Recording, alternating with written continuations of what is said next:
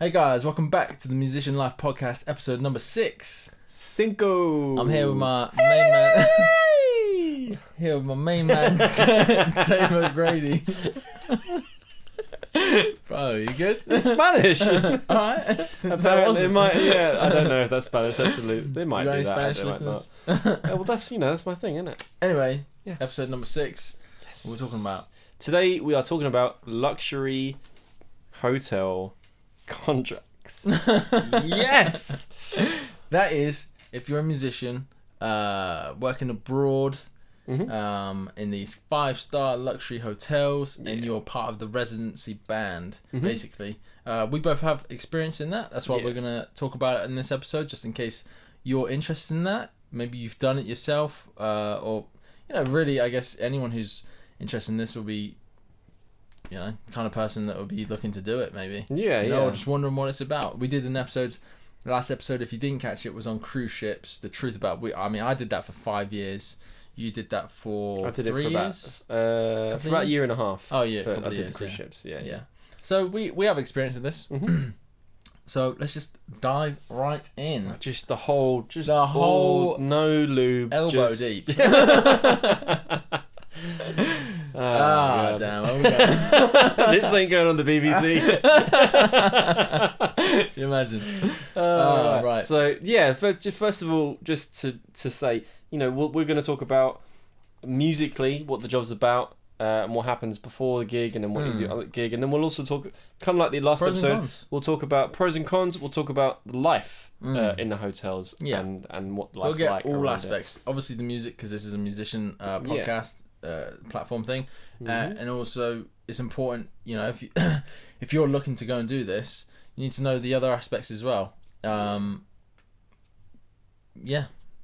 Good. I was gonna redo what I did, but oh, okay. But did it. Let's go. So the kind of places you go into this, I think it's a little bit different to the cruise ships, because where the cruise ships go pretty much everywhere, America, Asia, Australasia, Europe, everywhere. It's a bit more of a hectic lifestyle because you're constantly moving from place to place. What I meant, yeah, absolutely. Whereas in the hotels, you can kind of you're figure out your locked own into routine. One place. Yeah. Yeah. But what I meant was most of the common places where you're gonna probably travel to for these type of gigs, for the most part, is either Asia or Middle East. It's not, you're not really gonna be hitting America or anywhere in the UK or really Europe. For the traditional 7-piece party band, with like 4 musicians, 3 singers. That's what I did. It's predominantly going to be Middle East and Asia. You can do reduced sets on acoustic sets throughout Europe. You can do residencies there. But we're going to talk and more, places like that, duos and stuff like that. We'll talk mostly about the party bands. I'm going to talk about a little bit both, but that's more our experience is in the party band stuff.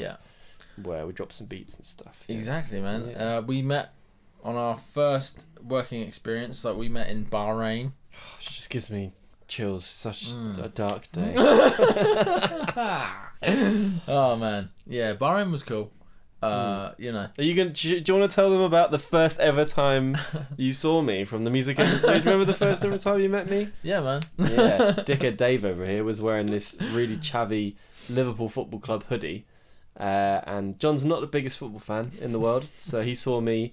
And he pretty much clocked me as a dickhead from the word go, and it's never changed. Talking about judge a book by its cover. Yep, that's what I did today. Yep. And then I blossomed into a beautiful butterfly. Yeah, and then I chucked that book right in a bin. But no, so we did 6 months in Bahrain, didn't we? We did. So I did a couple of months in the band, or 8 months, weeks, wasn't it? It was like a month or 2, something like that, with you. I was like a temporary member. And then when the permanent, better piano player came out, God bless Joe, then I was due to go home, but then there was another band out there that desperately needed a keys player, so I managed to stay out there for another 4 months or so, which is really good. Nice. And then we were out there in the same country for 6 months, so that's how we got to know each other and become friends. I think let's quickly step right into some pros, right? So maybe finances, and also so the first thing, you're going to be given a contract to a particular location. So let's use one of the places we've been to. For example, like Bahrain. Yep. Middle East, 6-month contract. You're leaving. When did we leave? Just after Christmas, before New Year's Eve. Yeah. Let's say the 27th of December is the kind of time we left. I think we were due to leave just before Christmas, but there were some issues with the paperwork. Yeah. I do remember. So we ended up being able to stay for Christmas, which is good. Yeah. But normally the contracts are a little bit longer than the cruise ships. They're 6 months as standard in the hotels. Yeah. Just like the cruise ships, it's a really good way to save money. Because again, you're working 6 nights a week. It's consistent work. You're getting paid every month, and you usually have your own apartment in the hotel. So you'll have your own space. There's free food provided in the restaurants within the hotel.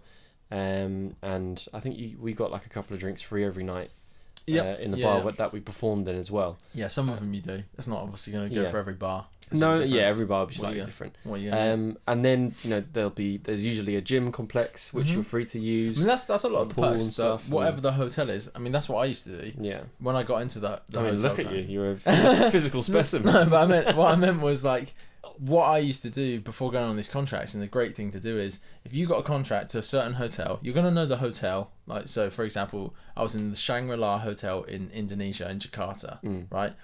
So I knew where that was.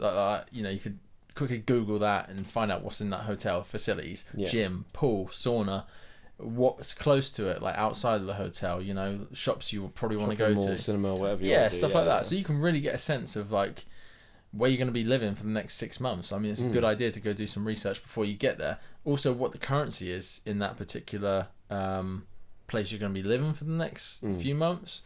And I think that's an important distinction to make between the cruise ships and these hotel contracts. In the cruise ships, you're usually with someone else in a little box room, and you sleep in a bunk bed. As a pro, indeed. You're moving from place to place, so it's quite a kind of a hectic, constantly changing environment. And you're in this cramped little room with whoever you're rooming with. Whereas here, normally you'll have your own apartment, like ensuite hotel room, which is really nice to have your own bit of space and privacy. And you get more of a sense of it becoming your kind of temporary home. You can really settle into a proper routine because you're not moving from place to place. You're in a hotel. You can get a routine in the gym, like you say, taking advantage of the facilities. You can kind of build a routine in your life so you have a sense of, even though you might be the other side of the world, you can kind of create a sense of normality. As well as that, it's going to be a lot easier to keep in touch with friends and family back home because of the internet, because you're going to have a stable internet supply. And you're not going to be in the middle of nowhere in the sea with dodgy internet. You can Skype people, FaceTime, whatever you need to do. I would say if you're looking for to be able to do, but if you're looking to do music, perform music, and maybe even just one contract, for example, but if you're looking for like to be able to live more of a normal life with, you're okay with like being in one location and just exploring and living in that location for X amount of time, and also way more easier to get into routine, gym, going out to eat, doing the gig, and every day is kind of like that, and then one day off a week, then I recommend that over the cruise ships for sure. It's a bit closer to life at home because you can kind of build your own home. You got like life at home, then the hotels, then the cruise ships. That's like the cruise ships is more of an adventure going on. Definitely. This you can you're not really getting much privacy either on the cruise ships. You're in that bubble with all the staff on board. Exactly. Everyone's all there together, and plus the room you're sharing with someone, whether it's your partner or whether it's just a friend in the band, stranger or a friend in the band. Whereas this you can retain a bit more kind of normalcy. Because you have your own place. You can kind of create your own routine. So from a lifestyle perspective, that's the decision or the options you have. If you want adventure and travel, go for the cruise ships. If you want more of a kind of stable environment and kind of half where and you half, can build half a adventure, routine, half kind of a bit like home. Go for the hotel. Then the hotel's the one to be. But also the music is different on both those gigs. We've already explained in the cruise ship episode, which was episode number 5. So go back and watch that if you haven't. But with this gig, the hotels and stuff, it's kind of very specific in what the kind of music is, isn't it? Yeah, you're playing to a younger clientele here. and normally it's party people. It's people the bar / nightclub of the hotel that you're living in. Yeah. And so you're you want to play music similar to what you'd hear in a nightclub. Yeah. A lot of current pop. Yeah, a lot of top 40 A lot music. of American top 100 Billboard, really, isn't it? Yeah. Like R&B, probably some throwback R&B classics, Mm-hmm. like Justin Timberlake, Bruno Mars, and Beyonce, and you know, those kind of things. Maybe quite a bit of rock as well, maybe. Yeah, Sweet Child of Mine, depending on where you are, that kind of stuff. What did you? Because in the Middle East, they loved the rock music. They absolutely loved it. What was it like in Asia? Asia, they did as well. Yeah. Yeah. So it's all kind of the same. Like, I mean, for example, the band that I played with just before I joined them, they played the Hard Rock Hotel, I think it was, in Hong Kong, and obviously that was a lot of rock. A lot of Guns N' Roses, Metallica, classic 80s stuff. Yeah, a lot of classic 80s rock, Nirvana, you know, like stuff we know. Yeah. You know, that kind of stuff. So, but you know, again, we talked about this in the cruise ship one. That's a way more diverse in music range, a lot more of a repertoire. More genres, a lot more genres. So if you're going to be playing that stuff over and over again, you're probably going to be quickly get bored more in the hotel section, just because the repertoire might be slightly smaller. Still got to have a lot of songs and stuff. On the flip side of that, because you're not, you know, jet set into a new place every day, and you have more of a routine and a stable environment, you've got the time to hone your set list and change and add new songs. And I think you have to on those gigs as well. I was just about to say, because of the nature of it being top 40 stuff, new songs. If you're out there playing and like a month into your contract, Justin Bieber releases a new banger that everyone loves. Yeah. Like you need to learn that song. You need to adapt to. Yeah. So you kind of need to keep your finger on the pulse a bit of pop music. Another one on that, learning new tunes, is because a lot of the clientele that come into the hotel are gonna be regulars. They're gonna be people that keep coming back to the hotel. You'd hope so. That's the plan. Yeah, exactly. So they, you know, you're gonna need to add new songs anyway into your repertoire. So expect to go into that environment. And 6 months, you'll have to learn before you get there and be able to play that stuff. But then whilst you're there, you're gonna have to learn and rehearse as well. Like on occasion, once a week, once every 2 weeks, or something like that. You know, tighten some stuff up, add a new song, because of both those reasons: new songs coming out, and also people coming back and back and back to watch you guys play. I'd say that. It's interesting where it would be slightly more chaotic in the constant moving around on the cruise ships. It's kind of more with regards to your own kind of personal time, so you can do all the traveling you want. It's quite chaotic because the environment's changing. Here in the hotels, even though the environment's the same and you're staying in the same hotel, the actual performance is a lot more chaotic and high energy than it would typically be on a cruise ship, because you're in a nightclub atmosphere. It's a lot louder. There's like lights going everywhere. There's loads of people that they're drinking. They're having a good time, and you know you're performing there to retain the customers and keep them in. And so there's a lot more of an emphasis on doing your kind of PR work. I think that really goes a long way. That's a massive thing. If you can go and make the effort of speaking to the regular customers and building a relationship there, then that's really going to benefit you in the long run. I wouldn't be put off by that either, because when I first started the hotel thing, hotel contract was my first ever gig outside of graduating from university. So I did that before the cruise ships, and like you said, PRing is a bit more important on the hotel gig than it is the cruise ship contract.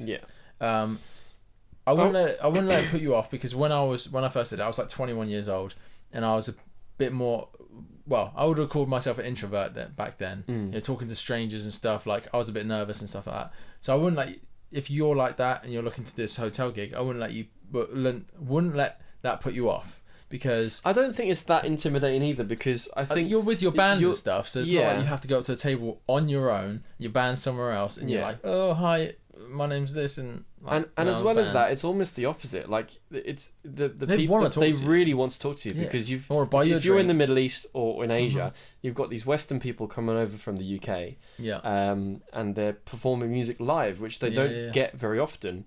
because it's not as normal or common as it is in the West or in UK and America and whatever. And so they really there is an appetite for the people there to come and speak to you. It's quite common for them to buy you drinks and stuff. And sometimes you can get rounds of shots brought up on stage and all that kind of thing. For sure. So it's not as scary as it sounds. No. It's not like you have to go out and hand out flyers and sell yourself. No. It's just being kind of friends and building relationships with the people there, and it's a really good skill to learn and to improve on. Absolutely. It's a huge life skill to help further on in your life. 100%. Yeah, absolutely agree with that. So definitely don't let it put you off. If anything, use it as a thing to be like, oh, cool. It's something to challenge myself and grow if you are introverted. If you're not, then fine, wicked. It's just going to help anyway. I mean, some of the benefits as well. Again, with the cruise ships, same thing. You're going to get your flights taken care of. Yes. There's nothing you have to pay for. So you get flown out there. You get to stay in the hotel, which is most times, from my experience, much nicer living than the cruise ship. 100%. So you're going to fly out there, go to the country and the place that you're going to be working in. So let's say 6 months, Bahrain. You stay in a hotel, and the hotel where you're sleeping and living is the same hotel you're going to be working and playing, probably in a venue lower down, ground floor or something. Your accommodation, we can just tick over that quickly. It's way better than the cruise ships. You've usually got your own space. If so, it'll be an ensuite apartment. You'll have your own comfort and your own privacy. And so that's the real big perk compared to the cruise ships. Normally, if in the cruise ships, you're paired with someone else in a little box room with a bunk bed. Whereas this one, you've got your own ensuite king size bed and toilet and shower. You might have a little kitchen area. So good. Tell you what, the best room I ever had, it was Indonesia, Jakarta, Shangri-La Hotel. 5-star hotel, my own room, obviously, like you're saying, double bed. I had a phone next to me. I remember waking up one of the first mornings there, just as I was getting used to this place. So I was like, getting to know my room and people downstairs and everything, how it worked and what I was allowed to do. And I just remember waking up and pressing this button next to my bed. And the curtains just opened. And I was like, I pick up my phone, tell room service, and just order steak and eggs for breakfast. And then half an hour later, dude knocks on my door, table comes in. He's like, breakfast, sir? And I was like, oh my God. Never let me leave, it can be perks like that. That's pretty cool. Far outweigh the cruise ship, in that respect anyway. So, John, what did you get up to outside of gigs? What's some of the coolest things that you did on your contracts? I think one of the things to mention is so we talked about money and the things, benefits. It's not all about money, John. I don't know, but these people want to make money. I actually got another episode on that, and we'll go into more detail on future episodes about money and stuff, making money through music, illegal gambling. But anyway, what I was going to say was basically quite a bit of difference between the cruise ships and hotels anyway is what you got during the day. So I already said you got 6 days of the week where you're going to be playing, and then you got the 1 day off, which is different to the cruise ships, right? You don't get that on almost never. But the 1 day off is great. It's awesome. It's absolutely great.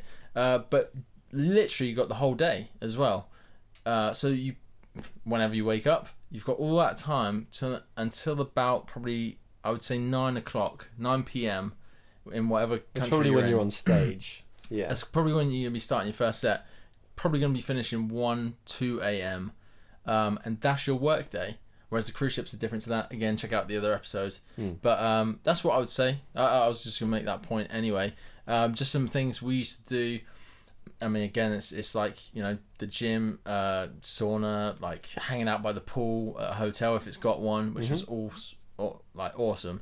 Bahrain. Yeah, you had one right outside your room in Bahrain, didn't you? I did. Jumped out on the balcony. Oh my God. On the ground floor and you're straight there. It was so good, man. That was so good. Even though that hotel was a 4-star and it was alright. But, I mean, damn, waking up, just like I literally wake up and just jump over my balcony and go into the swimming pool and just do a few lengths and that. Come back, have breakfast. Like, you know, sometimes we meet up down American Alley and like grab some food and shit. Yeah, if I had no one else to hang out with. Exactly. Like if you literally had no one else. You know, I can't get a haircut. Oh my god. But you can't do that no more. Luckily we did it back then, bro.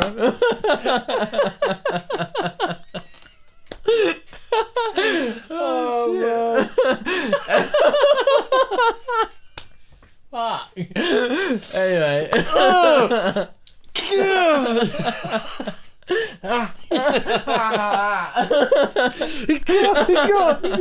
Anyway, no episodes anymore after this.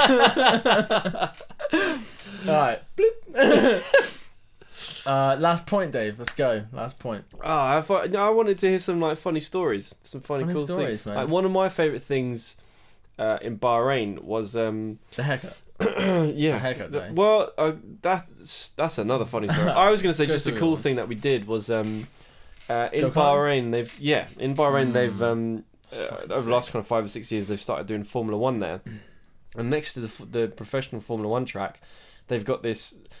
It's got to be one of the best. It's like a professional go-karting track. It's got to be one of the best in the world. It was the best go-karting I've ever done in my life. Amazing. Yeah. It was so cool. And it was an outside venue that we did at night. And we did it with the band. And so like when you're driving past the starting line, the checkered line. Oh, bring it back a second. Okay, go on. You explain what it looked like. So I think the Formula 1 track, like the shape of it, I think it was like a smaller like scale a condensed version of that. Yeah. Oh my god, it was wicked. the outdoor track, proper twists and turns. It's not just an oval. This is like a genuine, real tricky nice course. Tarmac track, sand. What do you call those lights? Like the one at football stadiums. The big floodlights and stuff. Big floodlights. Pitch black, like you know, really late at night. Over the starting screen, there was a digital board that showed your lap times, who's first, who's second. Yeah, every time you went round, who's got the fastest lap. Oh my god, it was like being in Formula 1. Yeah, with the go-karts. It was amazing. And but the track was quite large, wasn't it? And because I remember, like you know, however many of there was of us, like 7 or something.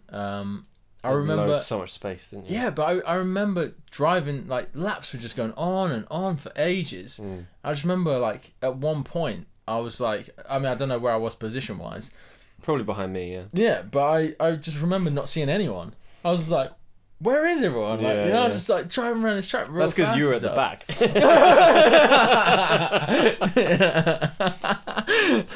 No, man, I'm pretty sure I came like 3rd or something. I got on the podium. Yeah. Pretty sure I did anyway. I don't know. Yeah, we were all talking shit on the van. Yeah. And oh, it's great, man. It's so good. Yeah. Anyway, that was really good fun. Yeah, the haircut incident was another one that of maybe the slight discontent that you may find in certain areas in the Middle East. Obviously, should we tell this story? Well, I mean, it's an important thing to consider. It's a part of it, yeah. Obviously, you know, the way of life in the Middle East, especially, is quite different for you know the rules and the standards that we have here. One of the more kind of crazy things that happened was we were all getting a haircut back when I used to have hair, and you were having your haircut. I just finished having my haircut. Joe was there, and the wall, the side of the side wall of the haircut was just a glass window that you could see outside onto what we used to call American Alley, which is where all the restaurants just a street, and stuff were. Pavement either side, long street, loads of down that way, wasn't it? So we're in there getting a haircut, and all of a sudden these like 7 or 8 men in like balaclavas. It's more than that. It's probably like 10, 12. Yeah, they run across the shop kind of front with this black. Because I remember the shop, the guy that was cutting your hair stopped cutting your hair and walked up to the window, and us two who were sat on the sofa, me and Joe, we didn't. He left you, and we were just like, what was he doing? Yeah. And then he came back, and then we walked up to the window, and then we saw. I remember that. I think I remember this crowd of people running past with like black flags, and they had balaclavas, and then like before we knew it, they'd laid out tyres to block the road about kind of 20-30 meters from where we were, and set them alight. Yeah, they had like those like an oil drum type thing. No, I mean like, you know, where you got like a bottle of like gasoline. Glass bottle with a. Like the Molotov cocktail type job. Yeah. Was that what it was? Yeah, that's what it was. Right. Yeah. I thought they just lit the rubber. I remember they did that as well, and I remember them running back because they're obviously in and out real quick. Yeah. And we were still in the shop at the time. The guy walked past. I was at the window, and he just lifted his balaclava and was sick, and then put it back up and they carried on running. But the police turned up super quick with literally 2 armed minutes to the teeth. These giant guns. Yeah, I don't really want to know what happened to those guys.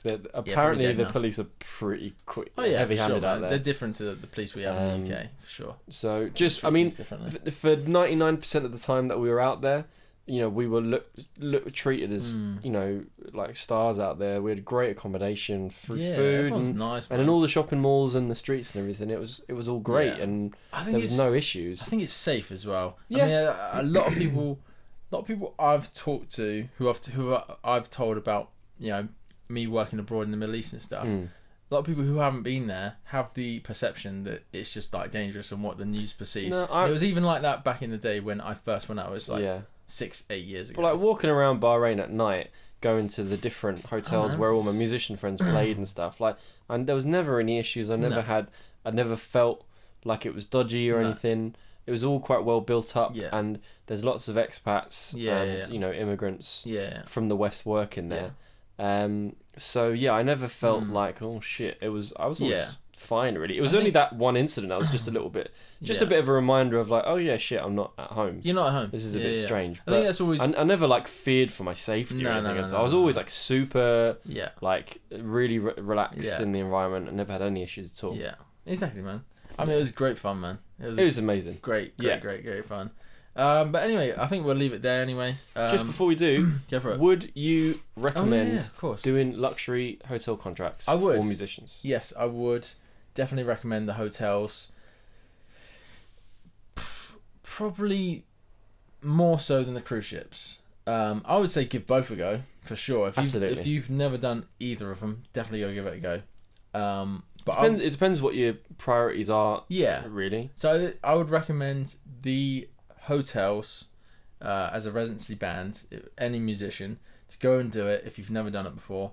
It's probably a good one to do first. Yeah. Because it's you can get a routine first, and it's not as much of a huge culture shock. Yes, the cruise ships can be a bit crazy. It's like a step outside of living at home. So and then the cruise ships are a step more. So if you've never done a gig abroad, hotel's a good way to start. Yeah, absolutely. Yeah, I think there's just so many good like pros for it. Yeah. You know, if you do all the things we said, like, you know, do some research once you've got a contract. Do some research about the hotel you're staying in, the kind of like area you're going to be in, things that are around it, maybe a gym, you know, facilities, like what people are like, what the currency is, you know, things like that. Like, do some research before, have an idea, go out there and just enjoy yourself.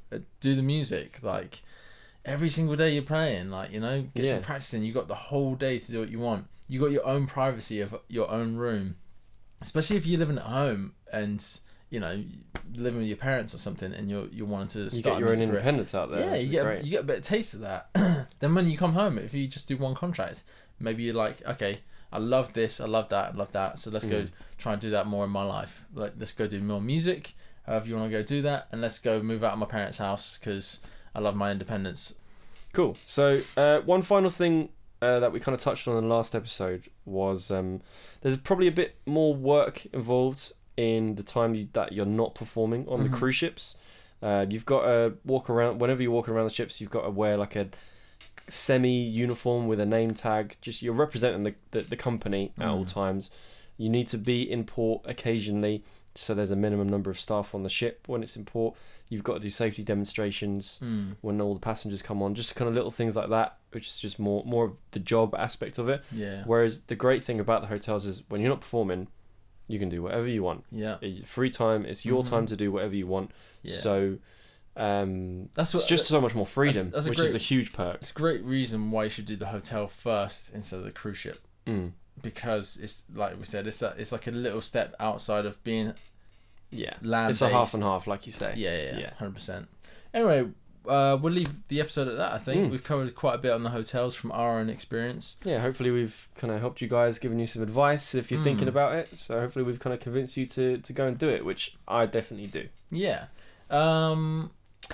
That's pretty much it. This is the Musician Life Podcast.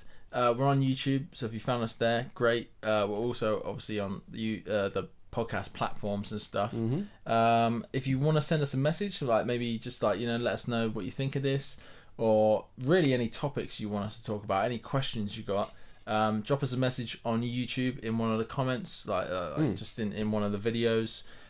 Or you can message myself or Dave on Instagram, JK the bass player on Instagram. Dave, you are David O'Grady and the number 3. Perfect. And we want to hear from you, and we just want to create this podcast, this show, really just give our experience, dive into some topics on music, the lifestyle of a musician and all those things, and provide you guys with value. Cool. We'll leave it at that then. We're wrapping up here. Wrap it up. Before the camera breaks the next goddamn We're going to break in 5, 4. Right, guys. See you on the next episode. Thanks for watching. Take it easy. Peace out.